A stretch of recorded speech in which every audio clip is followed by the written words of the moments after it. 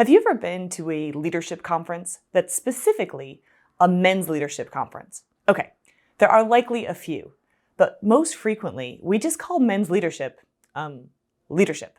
But excellent leadership shouldn't be defined by any gender. We need the spectrum from masculine to feminine qualities in order to not miss important gaps in the way we approach problem solving, risk, and our general approach to how business gets done. For too long, we've been preaching masculine leadership to women, and then holding separate women's leadership conferences to which men aren't invited. I think it's time that men get the invitation to better understand some of the benefits of women's leadership. In this video, I explore one area of women's leadership that I think it's high time all genders embrace: the tend and befriend stress response. As a stress physiologist, I spent years earning my PhD and studying all of the classic experiments around hormones and behavior. But the studies I read about were often highly biased. In laboratory studies of biological responses to stress, only 17% of subjects were women up to the year 1995. It was the 2000s that a breakthrough paper was finally published suggesting a significant difference in the stress response between males and females. While for more than half a century, we've known about the tendency for humans to respond to stress with fight or flight. It wasn't until the year 2000 that a group of researchers suggested that females have a significantly different response: tend and befriend. Tend refers to a woman's reaction to care for and nurture even more during times of stress. And the befriending refers to her seeking a support network and her reliance on others. Here's why this response is so critical to understand for leadership. We are, and it seems that we might always be, living with unprecedented levels of stress. A pandemic, inflation, kids screaming, emails, inboxes flooding, phones buzzing, Kathy from accounting needing those numbers today. Stress isn't going anywhere. So if we're constantly reacting to it with fight or flight, that often means we're causing even more problems than we're solving.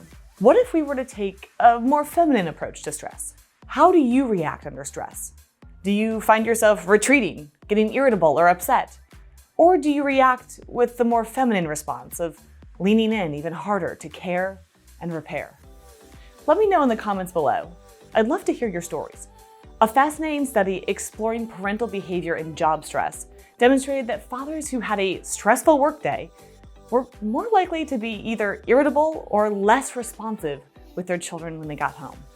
Whereas mothers reacted the exact opposite. They were more likely to be more responsive, more nurturing, and more connected with their children after a stressful day. Despite the fact that our employees aren't exactly our children, it's not a huge leap to make to expect this behavior to play out in our teams as well. Research shows that under conditions of stress, women are substantially more likely to affiliate with and care deeply for others. In fact, several scientists have cited this feminine tendency to seek and mobilize social support as one of the most robust gender differences in adult human behavior.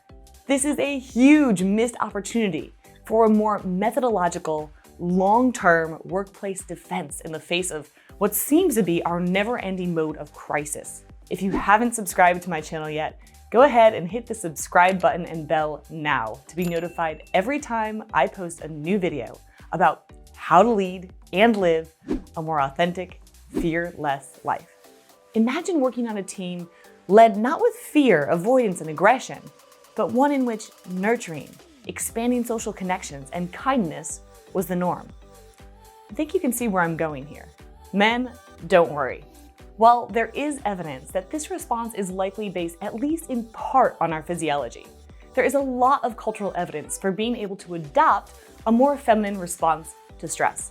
We may not get to control our physiology or our biological sex, but we do have an opportunity to control our first reaction to that physiology.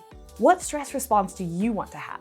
If you're interested in learning more about how to manage your own stress physiology and behavior, I'd love to help you move towards being your own biological best self. Reach out to me at info@rebeccaheiss.com and let's schedule a call. No charge, or just check out more information at wearetheleap.com. Thanks for watching. And if you're enjoying this content, I suspect that you're hungry for more solutions to the problems like imposter syndrome and stress that plague us all. Here are a couple of other videos I think you might like. Please do me the favor of subscribing, liking, and sharing the videos that are relevant to you so that more people can find them, and so that you don't miss any more of the upcoming content. Until next time, live more, fear less.